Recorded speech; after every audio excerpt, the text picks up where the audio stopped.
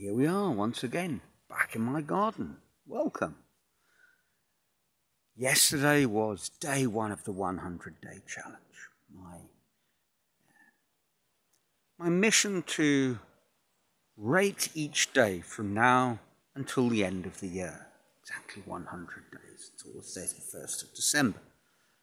Yesterday was a 3-star day, according to my system. A couple for my sculpture, 2 reasonable sessions, and 1 for a chess game I played.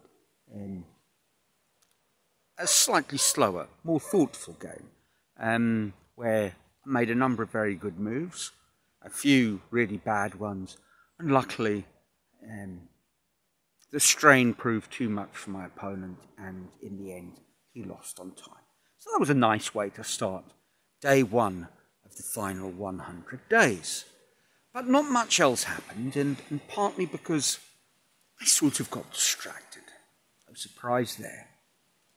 After lunch, I often have a little lie down and I have my phone with me, which is a mistake. I think, as a rule, one shouldn't have one's phone on the bed. That probably is a life hack, life rule that should be carved in stone. But nevertheless, I did.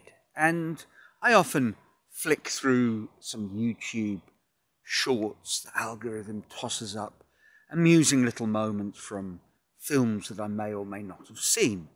And that's what happened yesterday. But the clip in question, which isn't particularly relevant to today's convoluted tale, the clip in question was from the 2001-2002 movie Finding Forrester, which you may perhaps have seen.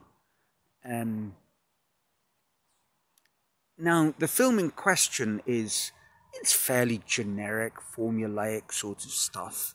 You know, inner city, Bronx, projects, kid, young black lad who's really passionate about basketball, good basketball player, but also a voracious reader and writer, keeps a journal wherever he goes and reads widely and well.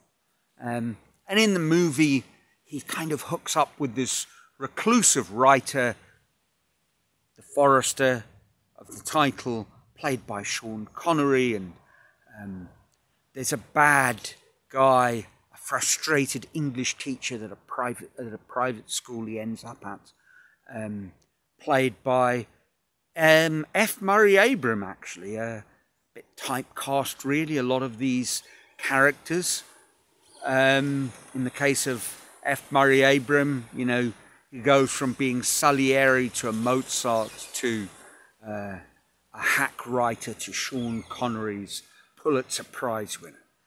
Anyway, none of that's particularly important. What is important is the scene that mentions socks.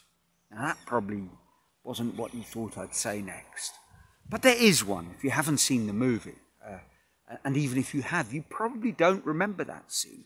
But at a certain point, the young lad is in his Sean Connery's character's Forrester's apartment, and he's reclusive, so he gets his groceries and shopping delivered to him.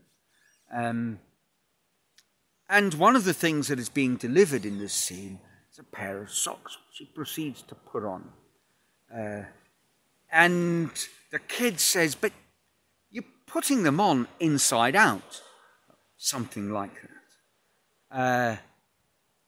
And I suppose the scene is in there. Well, there's another reason to do with the chap who makes the delivery all part of the story. But I suppose it gives you an idea of the eccentric genius that is Forrester. Because he, quick as a flash, comes back, but, you know, no, he puts them on this way because that way the seams of the socks don't press on his toes. It says something like that. And at that point, I was absolutely taken aback. Yeah, that really caught my attention. Now, you might be wondering what on earth I'm going on about. It's a little unexpected that someone would say that. You know, you wear your socks inside out to reduce pressure on the toes. What's the big deal? It's a little quirky, slightly interesting, but nothing more than that, surely. But in this case, it brought the dead back to life, quite literally in my mind. Once again, you didn't see that one coming, no doubt, unless you've heard me tell the story before.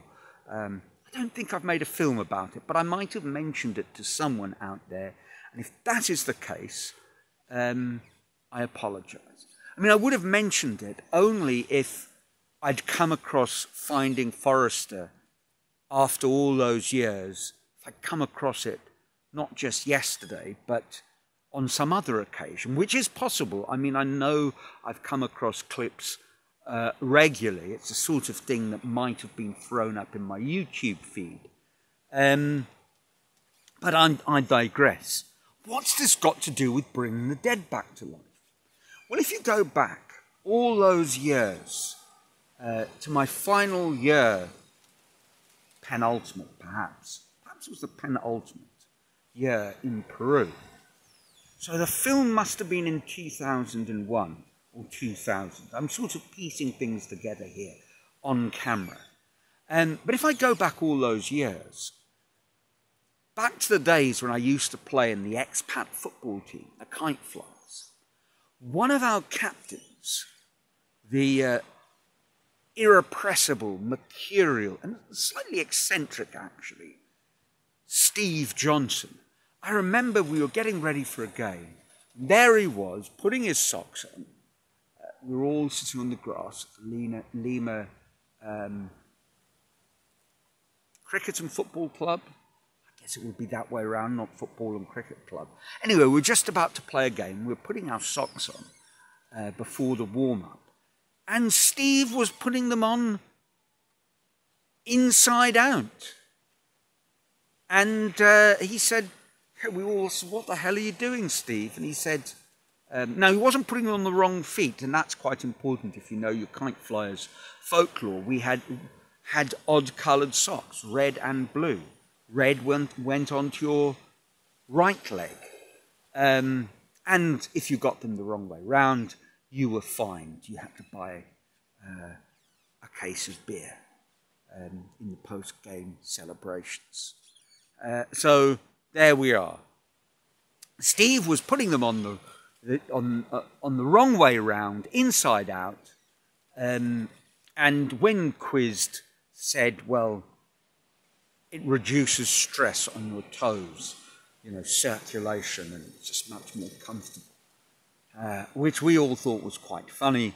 It didn't catch on. No one else did that because, frankly, when you're playing a game of football, the last thing on your mind is the pressure of the sock seams on your toes. And if it really is a problem, probably you need to be subbed off and get your feet checked. But again, now I've made the connection between the movie and Steve Johnson. What's that got to do with bringing back the dead? Well, rather tragically, Steve passed away. Tragically and dramatically in a freak accident.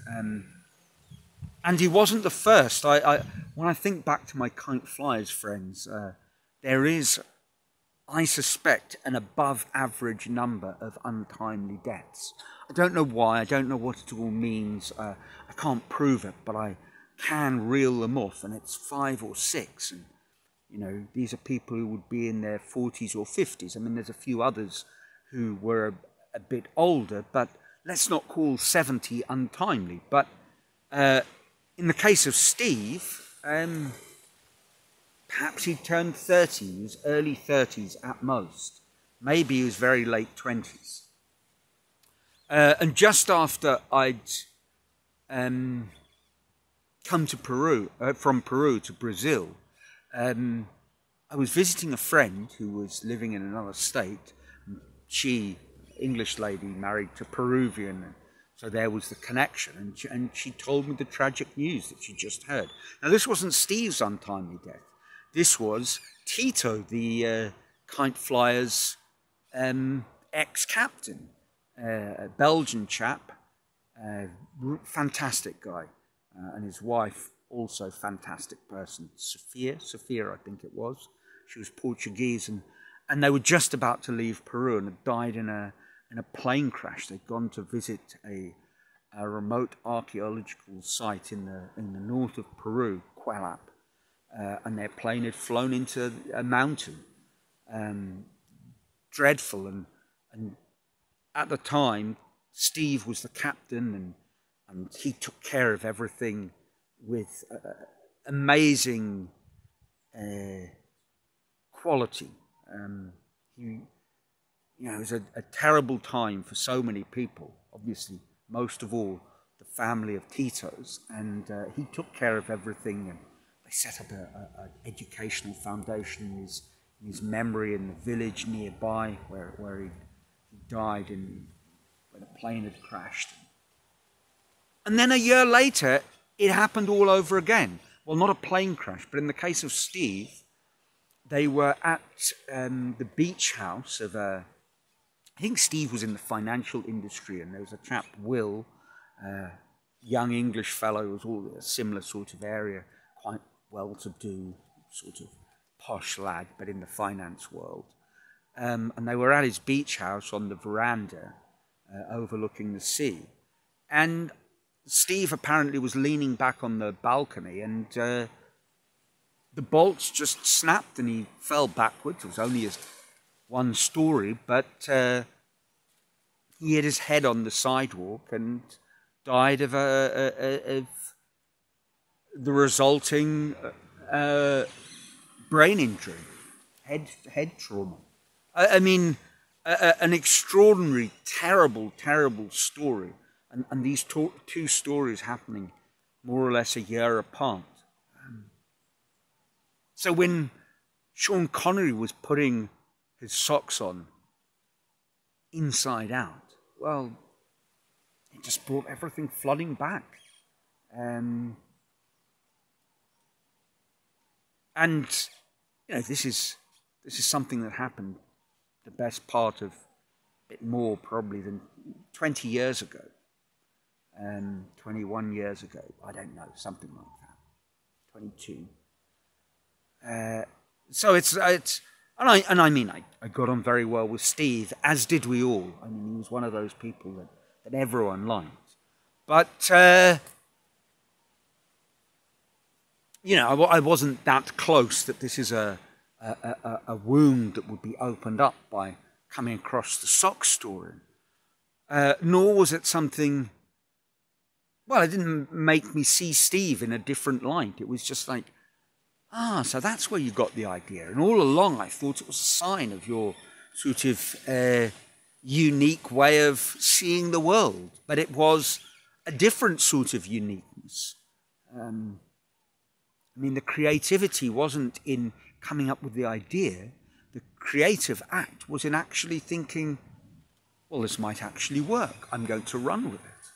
Sort of reminded me, actually, a bit of my recent films about Damien and his damn shark.